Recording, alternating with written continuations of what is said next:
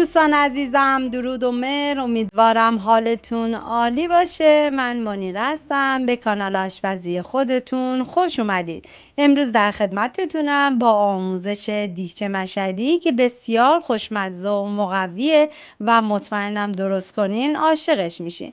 بریم که با هم دیگه درستش کنیم. مواد لازم: برنج نیمدانه 1 پیمانه، شیر پرچرب 2 کیلو، شکر 1.5 الی 2 پیمانه، بستگی به ذائقتون داره، کره 50 گرم، خامه صبحانه 100 گرم، آب 2 لیوان، زعفران دم شده غلیظ به مقدار لازم و هل ساییده 2 قاشق چایخوری.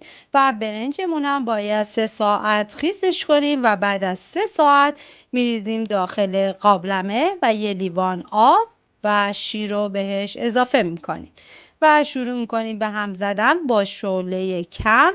و برای دیگچه مشهدی باید صبر و حوصله داشته باشیم و با شعله کم شروع بکنیم به هم زدن که برنجتون ته نگیره.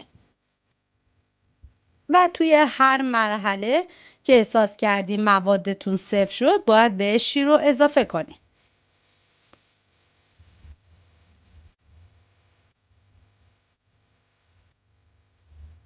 ببینید من هم میزنم و توی هر مرحله که احساس میکنم موادم صفر شد بهش شیر رو اضافه میکنم.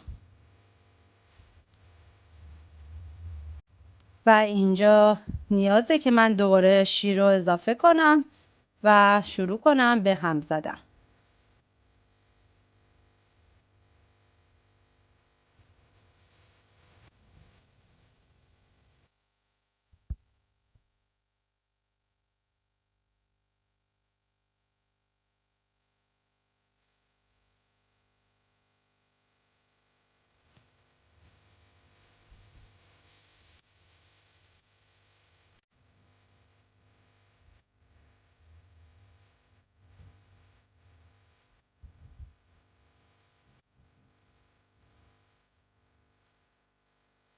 این هم زدن مدام دیگچه برای اینه که برنجتون ته نگیره و برای همین باید تا زمانی که موادتون کاملا صفر نشده هم بزنید.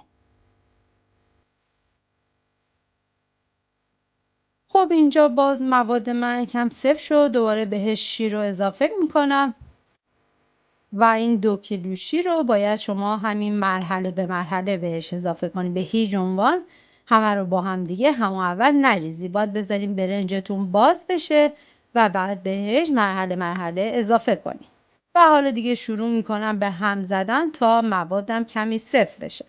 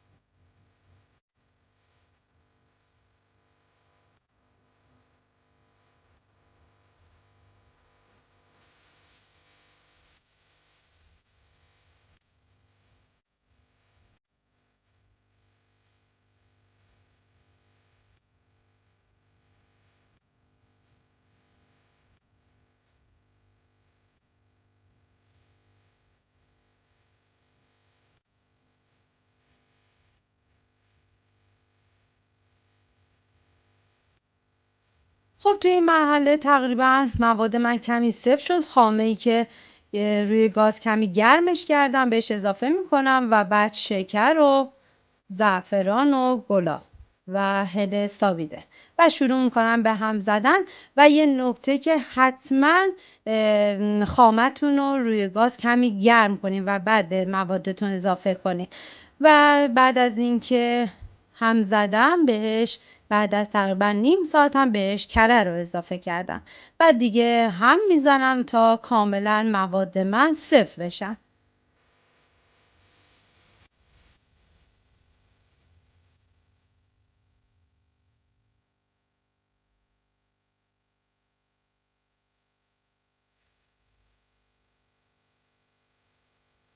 خب ببینید وقتی که این حباب‌های بزرگ کم کم ایجاد شد، یعنی اینکه مواد شما داره آماده میشه و وقتی احساس کردین که کاملا صفر شد باید دم کنید، بذارید و به مدت 25 دقیقه دم بکشه.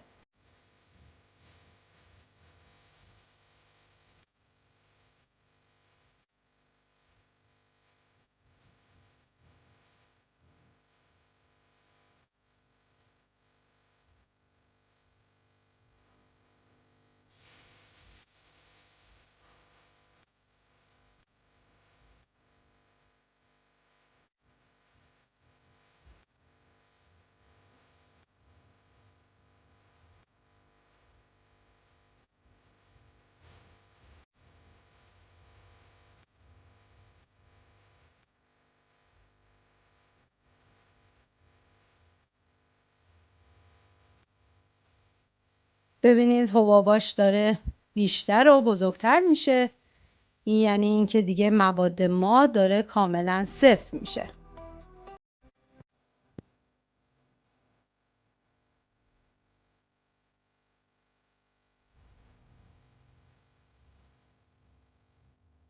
موادتون باید تا حدی صفر شه که وقتی هم میزنید حالت شلی رو نداشته باشه و کاملا شیرش و اینا تبخیر شده باشه و موادتون صفر بشه.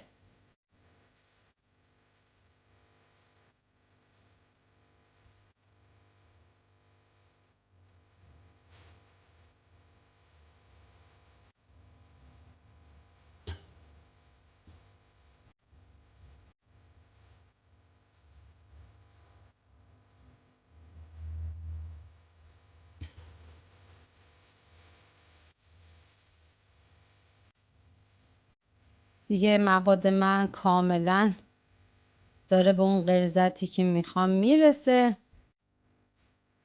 و همچنان ببینید تا لحظه آخر باید هم بزنید حتما.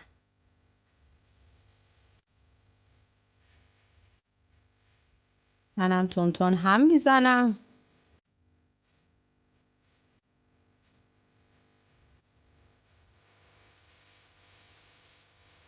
ببینید وقتی که دیگه حباباش بیش از حد بزرگ شد، حالا توی این مرحله دم کنی میذاری سرش و به مدت 25 دقیقه ببینید به این حالت در میاد.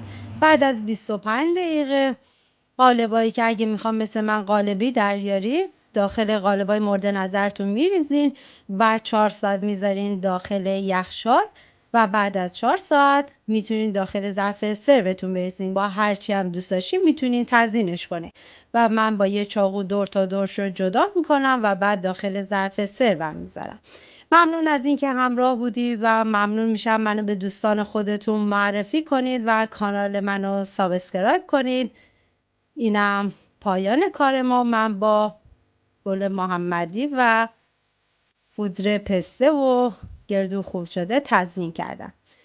امیدوارم درست کنین و از خوردنش لذت ببرید. تا آموزش های بعدی، خدایا رو نگهدارتون.